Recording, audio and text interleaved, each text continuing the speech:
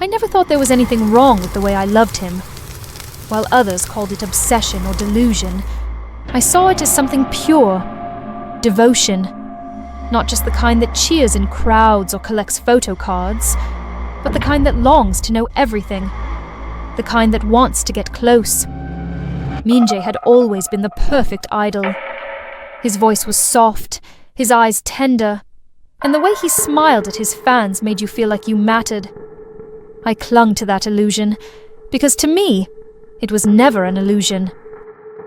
I believed, truly believed, that if I stayed close enough, watched long enough, loved him hard enough, he would see me.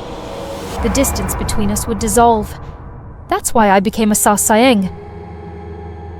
Not to hurt him, not to cross some moral line. I only wanted to be someone who knew him better than anyone else. I wanted to slip between the folds of his public life and settle into the spaces where no one else had reached. At the fan meeting, I handed him the gift I made, a soft white teddy bear, stitched carefully by hand. He smiled as he took it from me, eyes crinkling the way they always did when he wanted to seem sincere. I know you collect bears. I made this one myself, just for you. He thanked me, unaware that hidden just beneath the bear's eyes was a small, silent camera, one that would quietly reveal the life I longed to be a part of. After that, I watched him every night. The bear sat neatly on a shelf in his living room, among dozens of others, but mine always faced the center. Through that tiny lens, I saw fragments of his private world. Min-jae entering his apartment, setting down his bag, stretching his arms with a tired sigh. He'd hum sometimes, pour a drink, say a few soft words on the phone before slipping into silence again. And I watched, eyes wide, heart full. I would fall asleep to the sound of his voice echoing through my speakers, my dreams warm and filled with the illusion of proximity. Then, one day, a message appeared in the group chat. Min-jae was filming out of town and wouldn't return until late. My breath caught. His apartment would be empty for hours. I didn't even hesitate. I had memorized the building's security code from his hand movements, seen through the bear's lens. That night, I stood outside his door, my heart pounding, the hum of the hallway lights buzzing in my ears. I pressed the code. The lock clicked open. The air inside his home was clean. Detergent, citrus, cologne. I stepped in slowly, almost reverently. Everything was exactly as I imagined it. His shoes lined neatly, the soft creak of wood beneath my feet, the faint humming of the fridge. The teddy bear I made was still there, but the others surrounding it looked wrong up close. Their fur wasn't consistent. Some had patches of different colors, stitched together in uneven seams. One had what looked like strands of real hair woven above its ear. A chill touched my spine, but I told myself not to overthink. Everyone has strange habits. What mattered was that my bear was still intact, still watching. I opened the fridge, rearranged his drinks, left a bottle of his favorite yogurt. I touched his coats, pressed my face into his scarves. In the bathroom, I painted our names on the mirror using red lipstick, Yuri plus Min-jae, with a little heart drawn beside it. And then I slipped into his bed. The sheets were cool and soft. For a while, I lay there quietly, imagining a version of life where this was normal, where I belonged here. Before I left, I slipped a small hand-stitched doll under the bed, a charm made to bind us together, to make him love me the way I loved him. Then I heard the door open. My breath caught. He wasn't supposed to be home yet, but instead of panic, I felt a strange rush. He was here. I would see him just for a moment, and then I'd go. I crept into the wardrobe and pulled the door almost closed, crouching low behind his clothes. Through the narrow slit, I saw him enter the bedroom.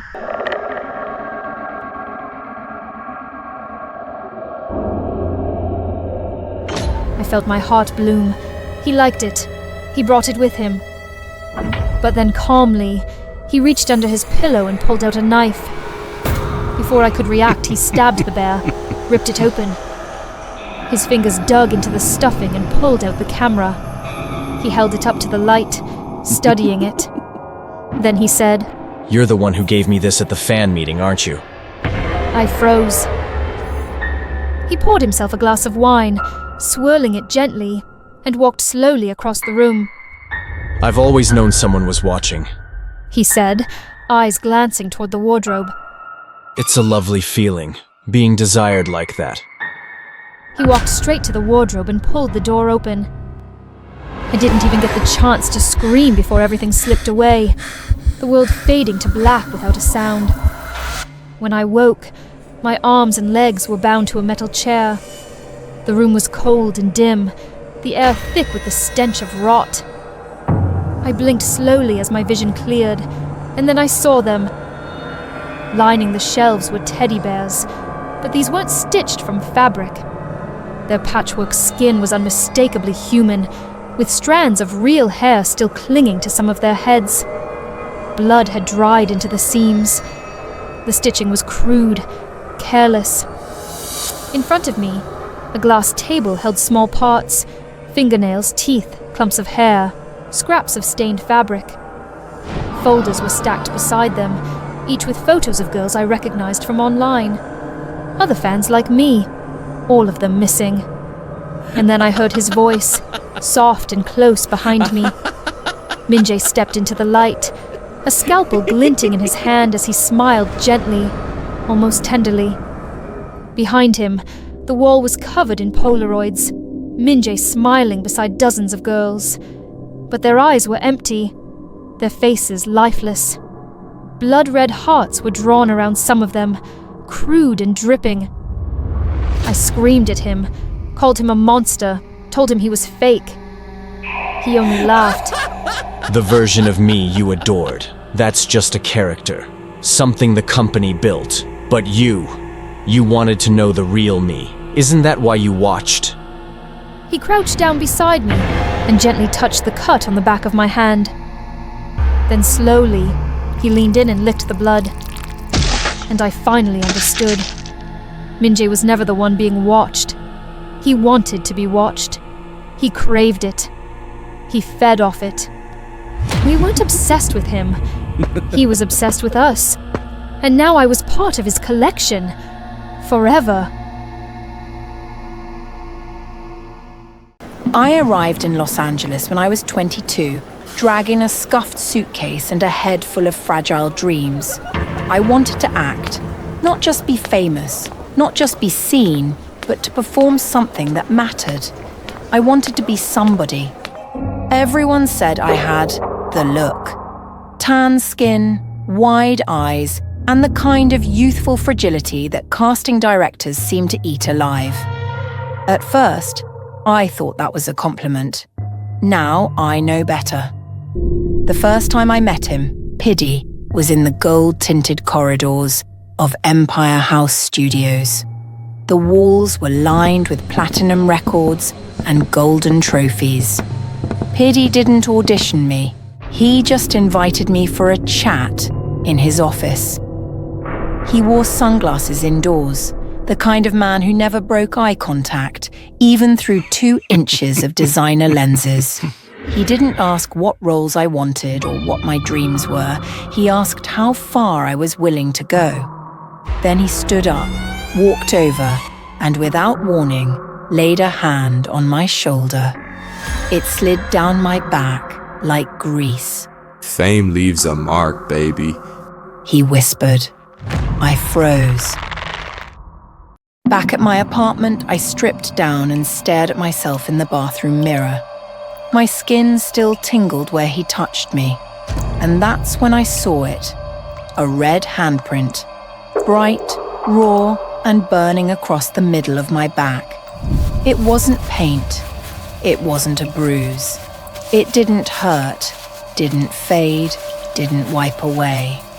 I scrubbed myself until my skin peeled, but the mark stayed. I stopped sleeping, stopped auditioning. My inbox was full, but my soul felt hollow. Weeks passed. Then came the white party. I wasn't invited as a guest. I was just a server. He threatened me, said if I didn't comply, he'd release the casting video from that day online. Everyone was dressed in white. Stark, ceremonial white. The kind of white that hides blood, but never sin. Celebrities mingled with producers. Influencers posed beside men who ran studios like kingdoms. That's when I started seeing them. Red handprints. On the backs of dancers. On the thighs of stylists. Around the necks of young interns. All glowing red under the same kind of white light that revealed mine. A woman leaned over the champagne table, and 5 deep red fingers wrapped around her bicep. It was Piddy's wife. And that's when I understood. Only the marked can see the marks. I was not alone. I joined a quiet group online, a closed circle of those who had seen the red handprints, survivors. Not just women, men too. A cameraman, a backup vocalist, a personal trainer. All carried marks from the same parties, same rooms, same man. We shared stories, shared proof. We compiled our evidence, glitches in footage, unedited photos, glimpses of handprints in the cold fluorescence of dressing rooms, green rooms, hotel lobbies. We built a case. I told the others, we can do this, we can fight. But then, I got the message, a voice memo, from a number I didn't recognize, but the voice was unmistakable. Piddy. You open your mouth, Hannah, He said, calm as a scalpel. and I'll open the vault. You know the one. Room 7, white party, champagne room. There's footage. You were drugged, but baby, the camera doesn't care. The internet won't either. 3 days later, the video dropped. Low res, grainy, dim lighting. But my face was unmistakable. I was dazed, barely able to stand. He was behind me, his hand pressed to my skin. It went viral before I could even scream. The headlines didn't say survivor. They said, actress caught in scandal with hip-hop mogul. Nobody forced her. Another clout chaser? Agents dropped me. My email filled with threats and offers. None of them professional. Studios blacklisted me. People whispered. Some looked at me with pity. Most didn't look at all. My career was over. No one wanted to hire the girl from the clip. No one cared how it got made. No one wanted the truth. I received a warning message. There are still plenty of other casting videos. Be a good girl and do as you're told. After that, the stories dried up. Some members of our circle vanished. One girl, the bravest among us, was found in a river. No one asked questions. I went back to being invisible. Months later, I saw a young actress stumble out of a club, the same dazed look I'd once worn. She had a fresh red mark just below her collarbone. I turned away. Back home, I stripped in front of the mirror, and I saw. Under the harsh white light, they emerged. Not one, not 5, but dozens of red handprints, crawling across my skin like a living plague. My shoulders, my thighs, my neck, my ribs. They weren't bruises, they weren't burns. They were brands, punishments, proof of every time I turned away, every time I stayed quiet, every time I let it happen. I dropped to the floor, shaking. I had wanted to be seen. Now I couldn't look at myself. The marks were everywhere, some new, still glowing, others old, deep like wine stains, faded but never gone. Some fingers dug into my flesh like they were trying to pull me underground. I could barely breathe. Then, a new one appeared right before my eyes. It bled into existence, blooming around my throat like a hand trying to strangle me from the inside out. Just the red. Always the red. I clawed at my neck as if I could rip it off, erase it, scrub myself clean of every secret I'd buried under silence. But the handprints didn't just stain my skin. They owned me. They were justice for the voices I didn't protect. They were the rage of every soul I abandoned to save myself. I curled into a ball on the cold bathroom tile, sobbing soundlessly, because the red fingers around my throat were no longer symbolic. They were real, and they were winning. But I still had hands, still had breath, so I wrote. I bled it into pages. I titled it, The Red Handprints. It's not a cry for help. It's a record of rot. A monument to the cowardice that lives behind fame and filters. Maybe someone will read it. Maybe not. Maybe they'll see the marks too. Maybe they'll finally scream before it's too late.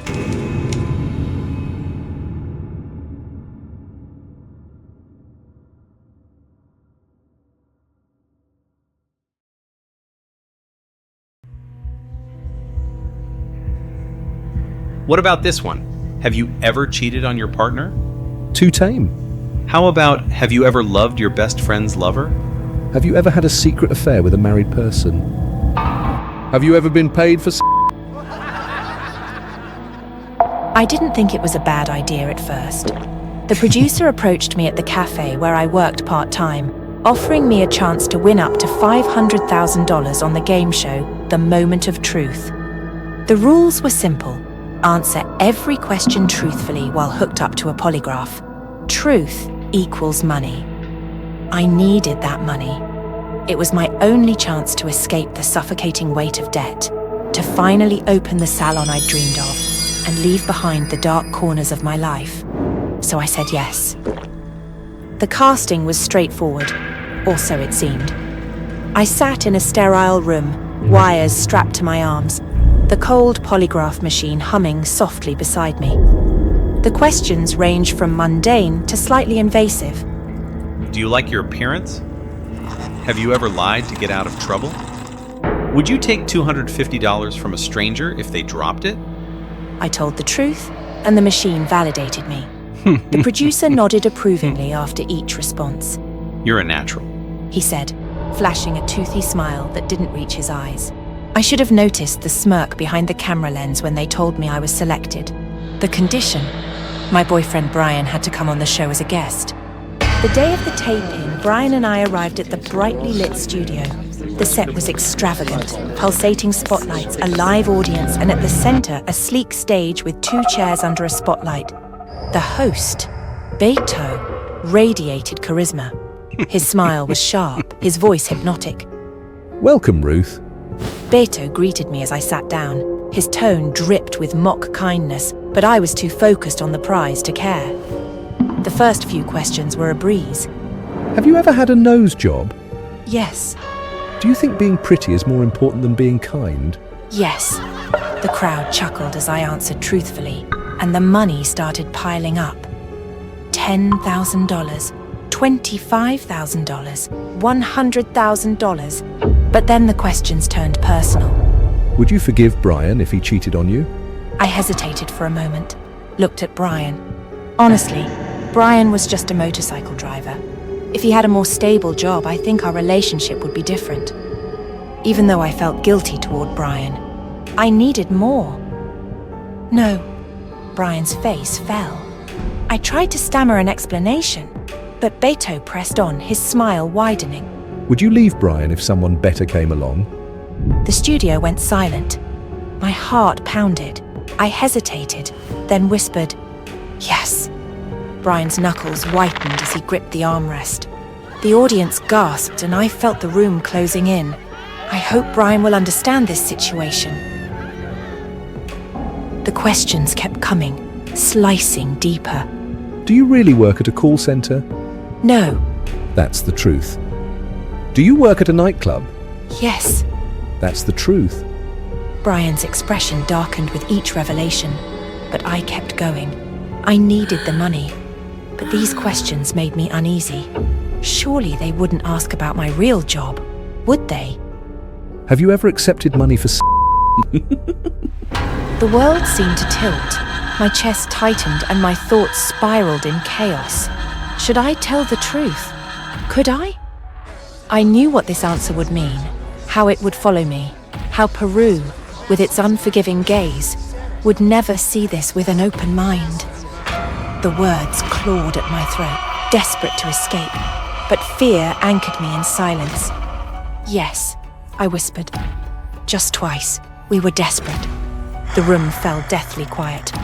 Brian looked like he'd been punched in the gut. The audience's shock was palpable.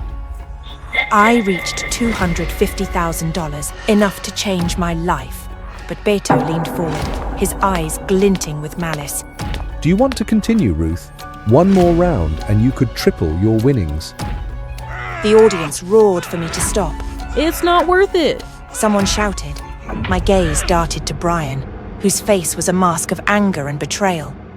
I could feel the weight of the crowd's judgment pressing down on me.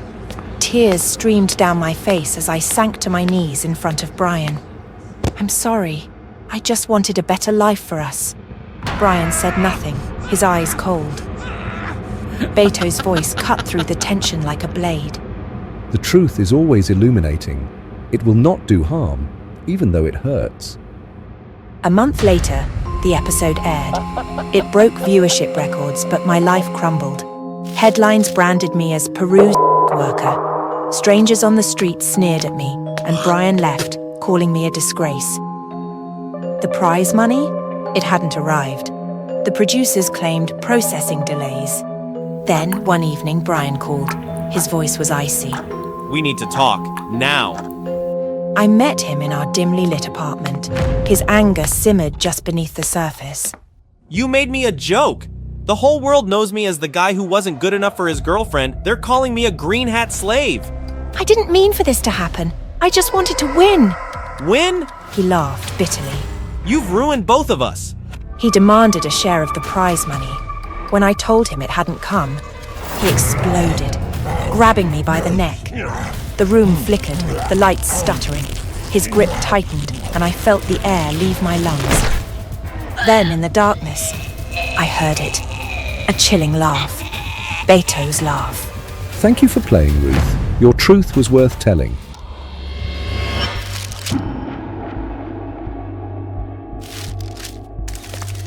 Where's the truth, Mr. Beto?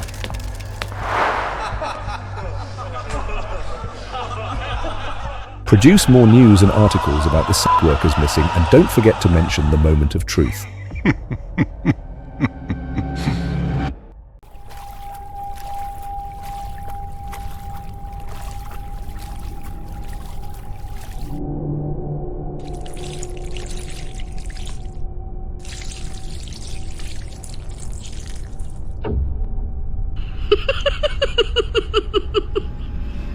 I know how this sounds.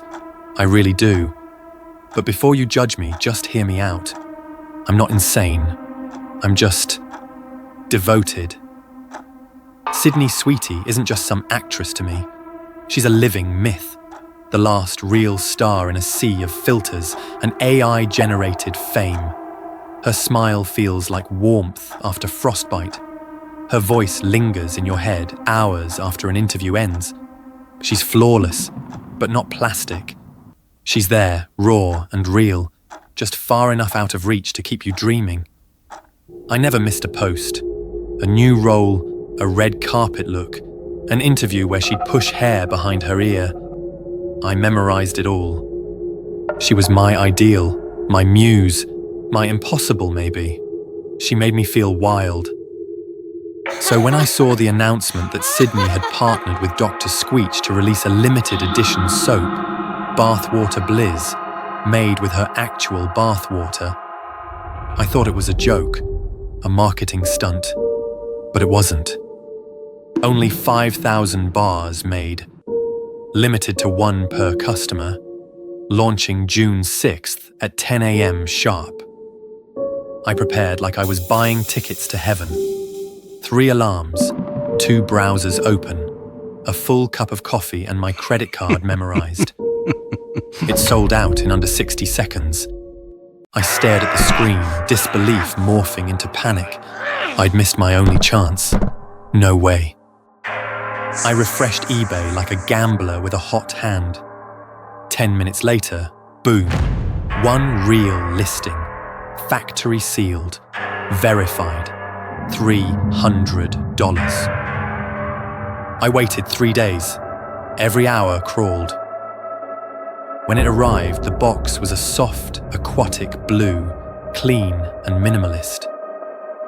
Bathwater Blizz, limited edition, was printed in crisp white, centered beneath a silver water droplet that seemed to shimmer faintly, like it was watching me.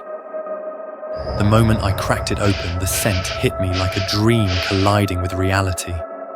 Floral, but not fake. Creamy, but not sugary. Something clean. Something salty. Something alive.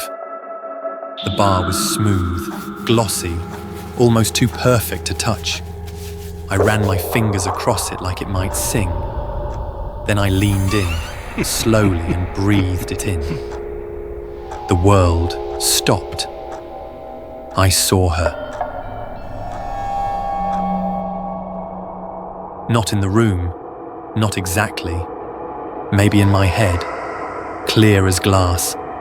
Sydney, damp hair clinging to her cheeks, water trickling down her face, eyes soft and searching. She didn't smile. She didn't move. She just looked at me. Then she was gone. Just a flash, like sunlight in your eyes. I stumbled back a step, blinking hard. My hand still gripped the soap like a relic. My pulse thumped through my fingertips. She was real. That moment was real. I had to try it. I drew a bath, water hot enough to fog the mirror. I didn't like candles or play music. I wanted silence. I wanted her. The soap lathered with ease, thick and pearlescent, like it melted into me. The scent swelled in the heat, enveloping everything. It was like she was there. Not as a ghost, as a presence, something intelligent, watching. I sat still. My mind drifted. The foam wrapped my arms, clung to my chest, ran between my fingers like silk, and with every pass of the soap, the scent grew deeper, denser. My thoughts unraveled. I wasn't alone. A pressure formed just behind me, gentle but real, like someone brushing past in a crowd. I froze. The water rippled. Breath touched the nape of my neck. You've wanted this. Someone whispered. I couldn't speak. My mind was buzzing and numb all at once. I stayed there for a long time. When I finally stood up, my skin tingled. The scent clung to me like a second skin. I pressed the bar to my chest. I couldn't put it down. I didn't dry off. I didn't get dressed. I walked straight to bed, still damp, still holding it. Sleep took me instantly. I woke up in a fog. My sheets were damp. My hand still gripped the soap like I'd clutched it all night. Then came the itch. First on my forearm, then my ribs, my scalp, my thighs. I sat up, confused, scratching, looked down. My skin was covered in small red bumps, raised and inflamed. I stumbled into the bathroom, turned on the light. The bumps moved. I leaned closer. My stomach flipped. On the surface of one, just one, I saw a tiny, perfectly formed face. Delicate cheekbones, full lips, wide eyes, her face. I yelped and staggered back, nearly falling into the tub. But curiosity pulled me forward again. More bumps, more faces. They stared at me, silent. Some smiled, some frowned, some just watched. My heart pounded like a drum. I turned on the faucet and shoved the soap under it, lathering until my skin went raw. But the bumps didn't fade. They pulsed. They multiplied. I rubbed harder. My arms bled. Still they smiled. Then the lights flickered. The mirror fogged without heat. No steam. Just cold breath on glass. And she was there. Sydney. Not a vision. Not a reflection. Something else. She sat in a dark tub, green water rising to her collarbone. Her skin was smooth and wet, but her eyes were wrong. Too wide. Too empty. She opened her mouth. You wanted a part of me. Now I'm taking what's mine. I blinked. She was closer. The soap slipped from my hand. I couldn't move. Fingertips pressed against my spine. A voice purred into my ear. Let me clean you. Let me purify you. I didn't resist. I couldn't. Her hands dragged the soap across my arms, my chest, my face. Her voice lilted with venom. You bought me like a product, a souvenir. You wore my scent like a second skin. How does it feel? Using a woman's bathwater? Her voice was soft, but it slithered down my spine like ice. Do you feel powerful now? She pressed her fingers into my sores. They burst like blisters, oozing heat and sound, whispers. I heard her memories, casting calls, harsh lights, men's voices, clinical and cruel. Smile wider. Lose 5 pounds. Don't talk unless you're asked. And always, you're perfect, you're perfect, you're perfect. Men like you. She leaned close, her voice turning bitter, acidic. You're all the same. Greedy little pigs pretending it's love. Sydney's nails scraped down my back.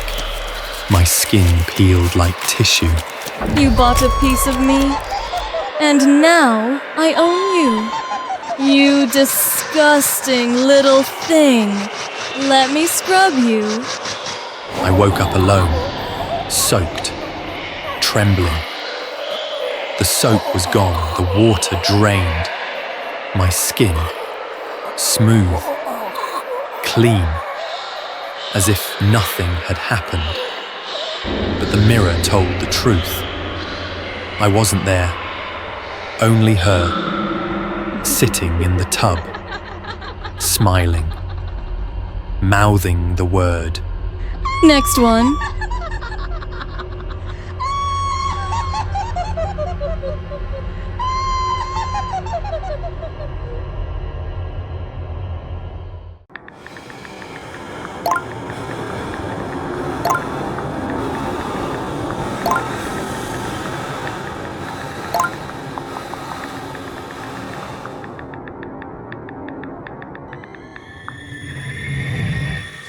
They say positivity can be contagious, but I used to wonder if that was really true,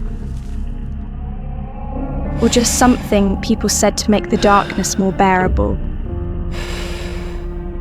Every morning, I'd wake up feeling like my body was falling apart, yet somehow I would still set up the ring light, adjust the frame, smile through the nausea, and press record. Even though I was fighting a serious illness, I always tried to tell my followers something soft, something hopeful like, let's make today a little lighter, even if it's just for a minute.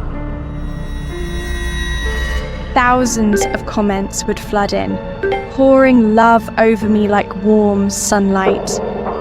You're a warrior. You made my day better. But not all of them. It was always the same one. The same blank account. No name, no face, no followers.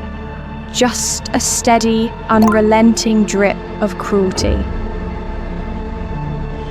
At first, I told myself to ignore it, but it clung to me like a shadow. What scared me most was how much this stranger knew. The kind of things I never posted. The chipped ceramic mug I used when my stomach turned. The medication I avoided even when I was desperate. I felt watched, like someone was peeling me open. I confided in Ed. He's been my best friend for years. The one who always picked up the phone at 3 a.m, who carried me when I couldn't walk. I told him everything. He didn't dismiss it. He just held me close and whispered, I've been there. I know what it does to your head. I know what it makes you feel, like you're never safe. His voice trembled, and for a moment, I saw something crack behind his eyes, something bare, something sharp. I didn't know when the thorns first broke the surface. Maybe it was the night she hit 1 million followers. Or maybe it started the day I realized people loved her for her pain, while I was just invisible in mine. I never meant to become that person. The comments were just a way to breathe, a small outlet. But each time I pressed send, something inside me twisted. It started with an itch, then a sting. It began with a single thorn pressing beneath the skin of my wrist, then another creeping upward, each one blooming out of rage. It wasn't jealousy, not at first. It was fury. When I was in school, I was severely cyberbullied, but no one ever noticed my cries for help. Why did she get love for breaking while I broke in silence? I convinced myself it was balance, that real friends should share everything, even the weight of pain no one else could see. If I had to carry it alone, then maybe she should feel a sliver of it too. But the thorns didn't stop. They crept farther each day, spreading across my shoulders, winding down my back like roots seeking a way out. Then it was my face. Not all at once, just small changes at first. Subtle grooves at the edges of my cheekbones. Fine lines slicing across my reflection like someone had etched fractures into porcelain. But I noticed. I felt every split as if my skin were being carved from the inside. And still, I kept going, kept typing, kept tearing into anyone who dared to be happy, to be seen, to be loved, especially Rose. Then one day she came over. She hugged me and sobbed, trembling in my arms. But then she flinched, jerked back with a gasp. She said I hurt her, that my skin felt like needles.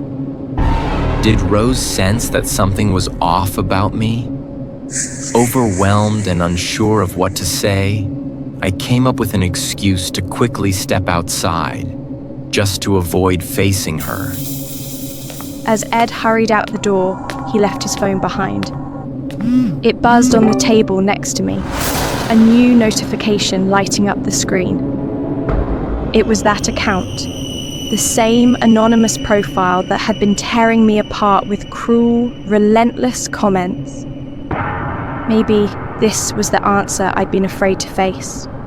Maybe I finally knew who had been hurting me all this time. Why would he do this? He told me he had been a victim too. He knew what that pain felt like. So why would someone who once bled turn around and make someone else bleed?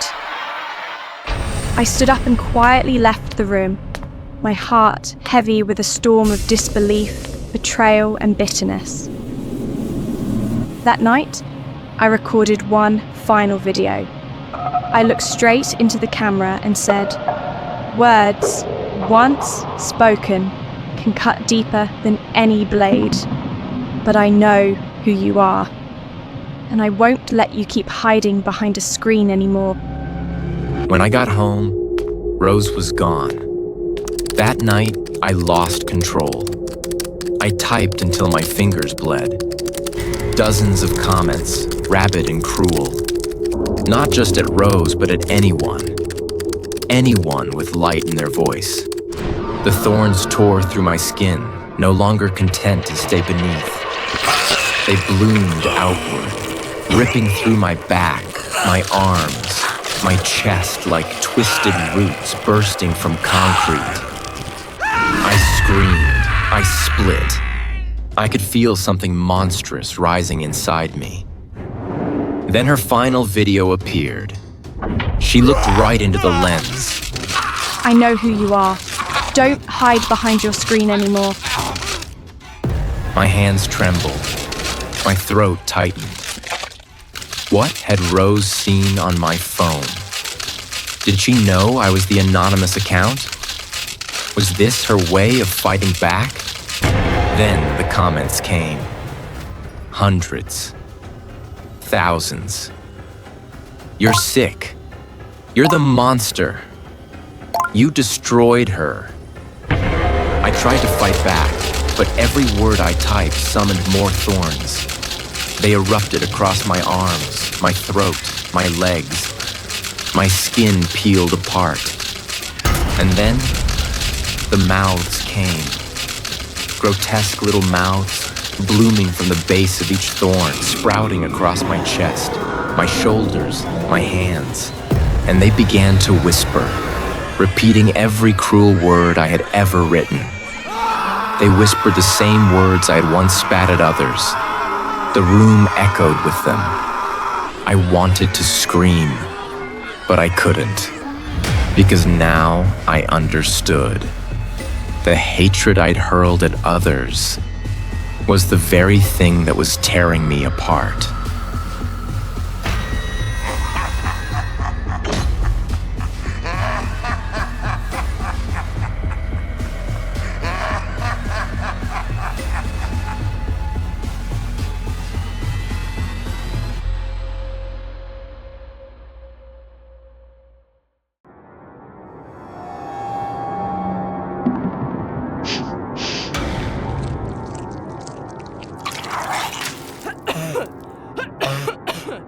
Mukbang was everywhere.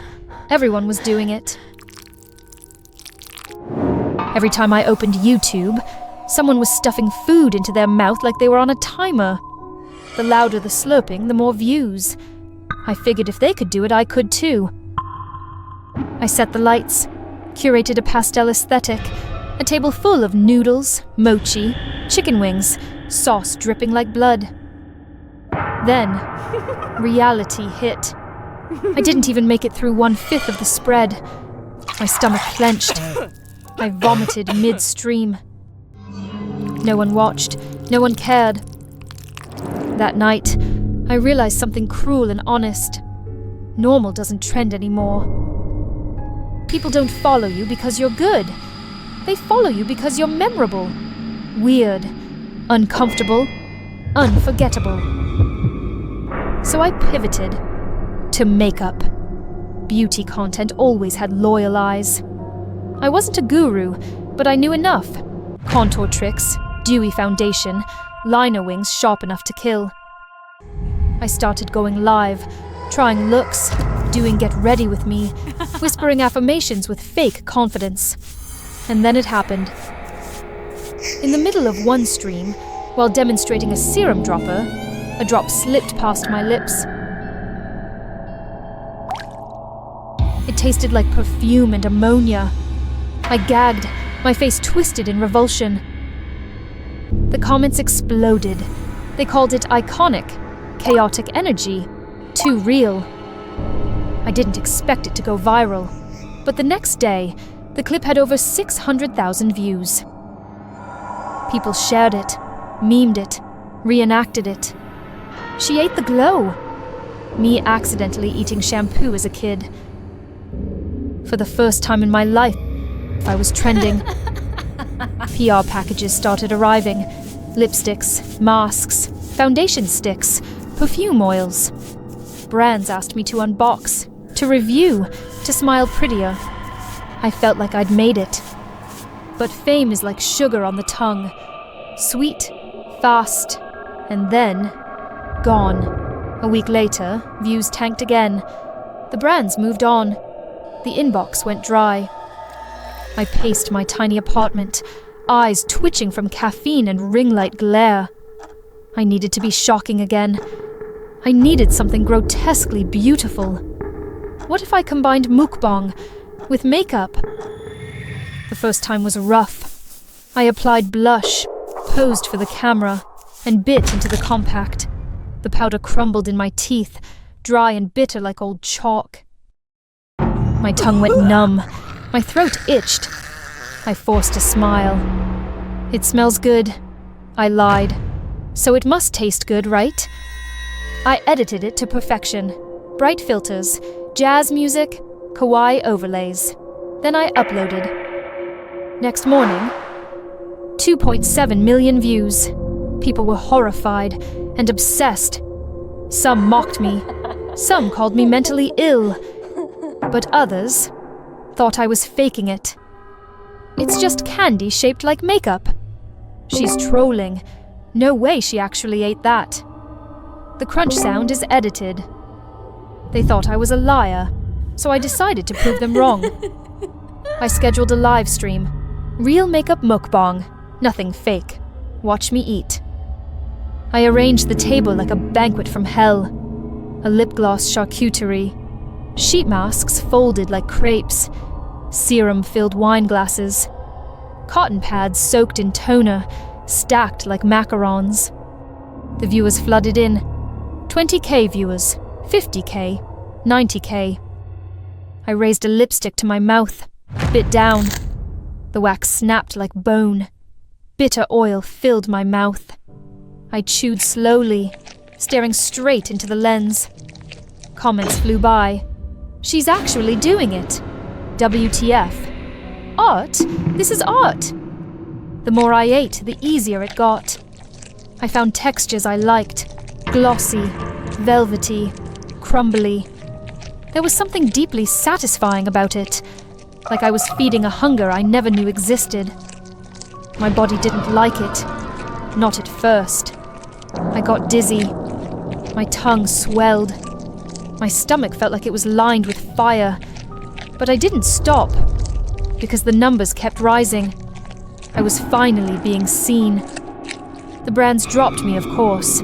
Some sent cease and desists. Others ghosted me. But new people found me. Dark corners of the web that celebrated extremity. They dared me to go further. Drink setting spray. Eat a face mask whole. Let's see you swallow glitter. And I did. Every time. Soon, I couldn't go a day without it. Off camera, I snacked on powder compacts.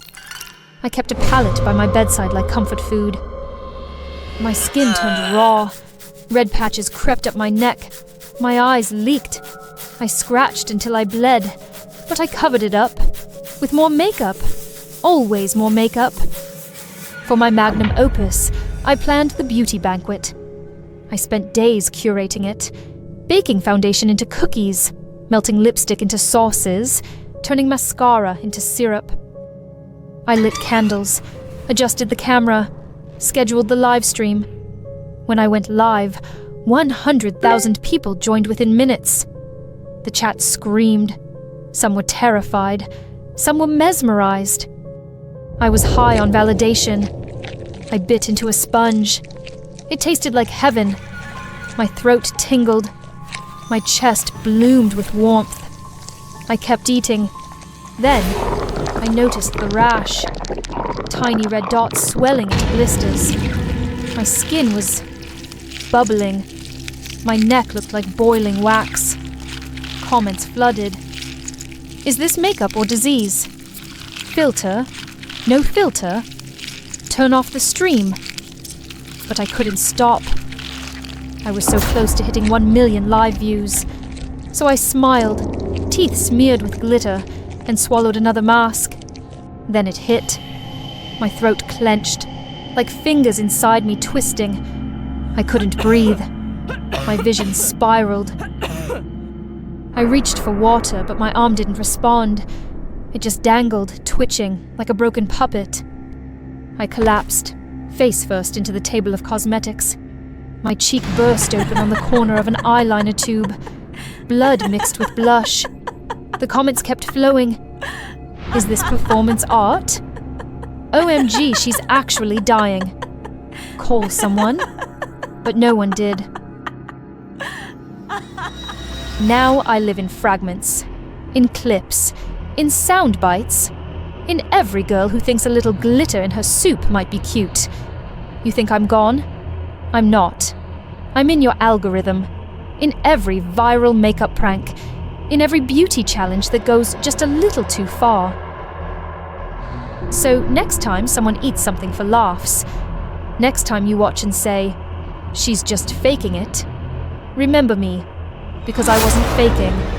And once you let attention inside, it never stops eating.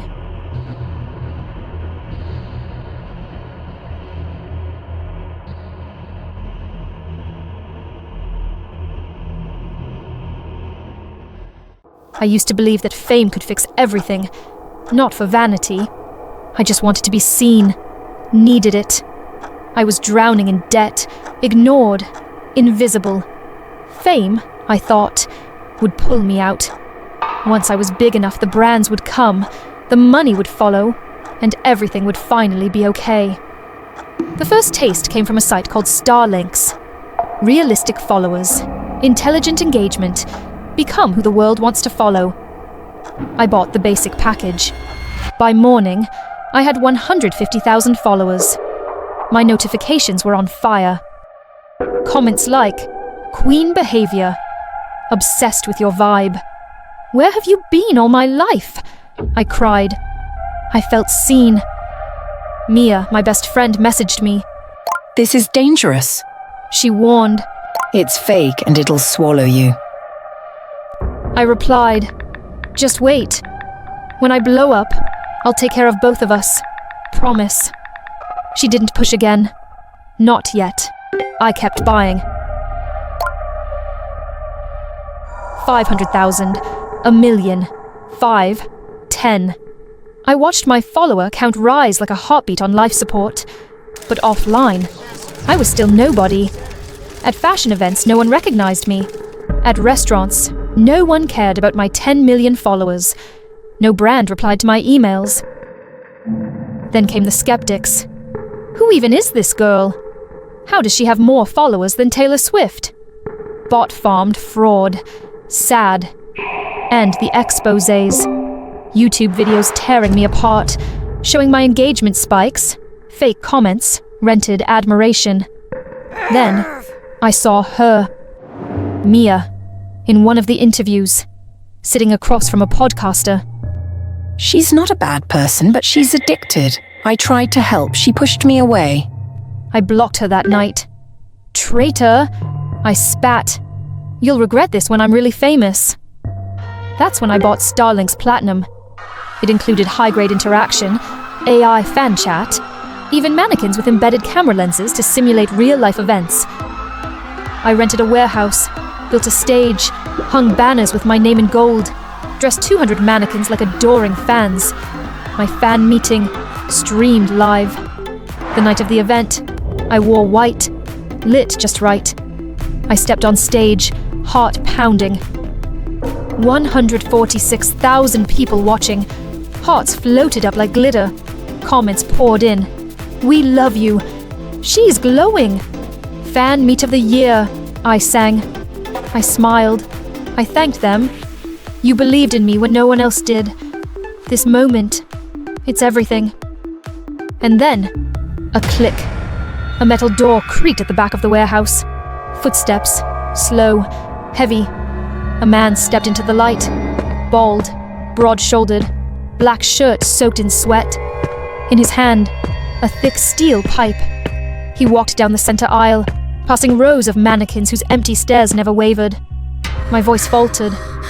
Who are you? He smiled like someone who'd waited for this moment a long time. Time's up, sweetheart. You owe us. I'm live streaming, I stammered. There are thousands watching. He glanced at the camera and snorted. They're bots. Just like your fame. You paid for this fantasy and now reality's collecting. I froze. Then he swung the pipe. Crack. A mannequin's head flew clean off, bouncing off the stage. Wham! Another was crushed at the chest, splitting open in a burst of stuffing and plastic. Thud. One was kicked off the platform, its stiff limbs crashing to the floor like a fallen god. I stumbled back, tripping over fallen legs and shattered illusions. You worship this? He shouted, smashing another. 10 million lies wearing lipstick. I screamed into the mic. Someone help me. Please, call the police. The chat exploded. Bro is unhinged. This is insane content, OMG. Scripted or real? He laughed. They love the drama. Keep screaming. He grabbed a banner with my face and ripped it in half. Then he turned to me. You bought love. Now you pay in flesh. I tried to run. My heel snapped. I hit the floor. The pipe came down crack into my shin. Pain exploded through me. I screamed until my throat bled. 172,000 watching. Wait, was that real? Bruh, she's crying for real. This live stream is wild. I crawled to the camera. Please, I whispered, barely able to breathe. Someone. He raised the pipe again, but suddenly, a voice cut through the chaos. Get away from her! From the shadows, a figure sprinted across the warehouse. Fast, fierce, unstoppable. She gripped a broken mannequin's arm like a club, and with a roar I'd never heard from her before, she swung it with all her strength. I blinked through the blood in my eyes. Mia. She sprayed something into his face. Pepper spray. Then shoved him back with everything she had. Sirens wailed in the distance. She dropped to her knees beside me, arms shaking. I told you this would destroy you. Then darkness swallowed me whole. I woke up in a hospital, leg in a cast, phone gone, channel deleted. Mia was asleep in the chair next to me. She had paid off the debt. All of it. Why? I asked, tears streaming down my face. After everything I said? She squeezed my hand.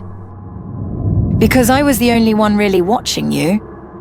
Now, I have 43 followers. Just Mia, a few old classmates, my cousin, a girl from high school I barely remember. No brands, no blue check. But I still post. I sing sometimes. I talk about healing, about being honest, about pain. The comments are few, but they're real. You're brave. I'm glad you're okay. This version of you feels human. And for the first time in my life, that's enough.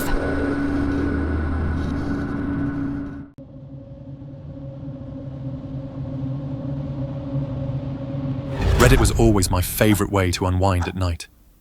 While most people relaxed with shows or music, I preferred diving into creepy subreddits, urban legends, ghost stories, strange rituals. I never actually believed any of it. But I loved the tension, the eerie atmosphere, the thrill of reading something that almost felt real, even when I knew it wasn't. Then one night, something caught my eye. Serious. Don't perform these rituals if you want to stay alive. It sounded dramatic, probably just another over-the-top creepypasta, but the title was too tempting. I clicked in, and to my surprise, the post wasn't written like the usual stuff people post for fun. It felt serious. It laid out 5 oddly specific steps for a summoning ritual, One that supposedly brought something to life. 1. Find an old doll in your house. 2. Cut open its stomach and replace the stuffing with uncooked rice. 3.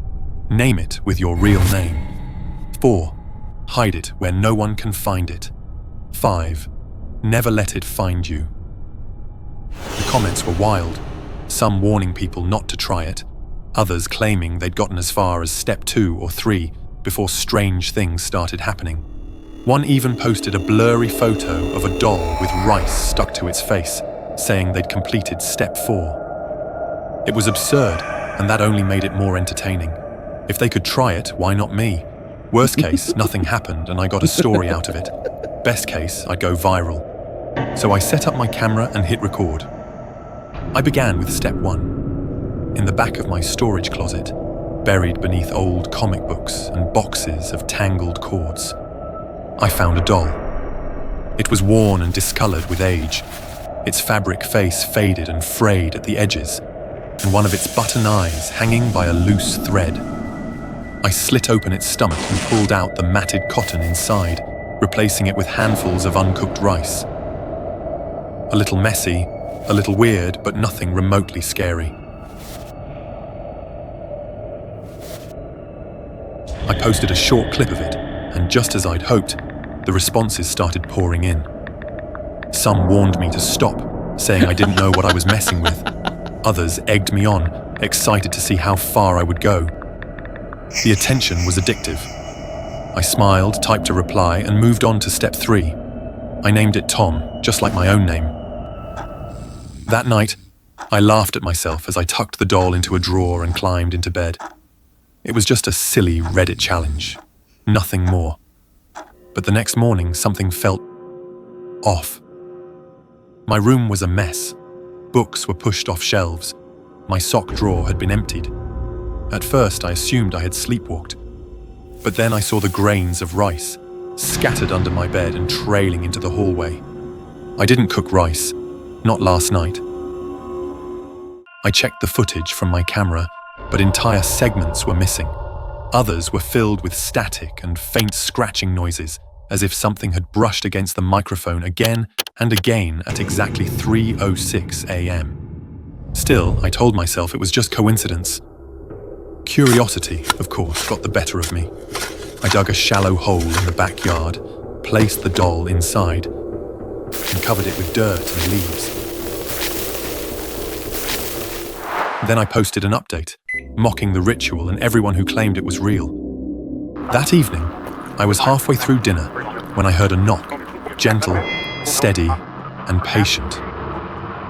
I opened the door and found nothing but the empty porch and quiet night. But when I turned back toward the living room, my stomach dropped. The doll was inside. It was sitting on the floor in a pile of spilled rice, as though it had been eating.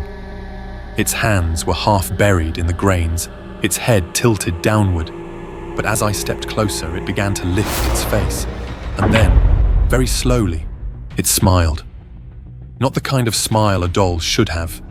Its mouth stretched too wide, the fabric pulling tight, seams straining like something beneath was trying to break free. My breath caught, my chest tightened. I ran. The words from the post flashed in my mind like a siren. Never let it find you. I slid under the bed, the wooden floor cold against my back as I squeezed into the tight space. Dust clung to my shirt. I lay flat, chest rising in shallow, panicked breaths, willing myself to vanish. From beneath the bed, I could see its feet moving, slow, deliberate steps crossing the room. Then came the soft scrape of something dragging across the floorboards. I stayed frozen, counting seconds in my head, listening for any sound that might mean it was still there. But the silence held. Nothing moved. Maybe. It was gone. Slowly, carefully, I slid out from under the bed, my palms bracing against the floor as I pulled myself free. I stood up, wiping the dust from my hands, heart still racing but starting to believe I was safe. The room was quiet, but then I felt it, that creeping sensation crawling up my spine, the instinct that something was behind me. I turned, And there it was, standing on the mattress, just behind me. Its head tilted, arms limp, that crooked smile stretching across its stitched face. Before I could scream, it whispered in my voice, "I found you." That's when my scream tore free. I ran again, slamming into doors that should have opened, pulling at locked handles that had never been locked before. The doll didn't chase me like a monster in a movie. It followed slowly, methodically, dragging each foot with intent, as if it knew I had nowhere left to run.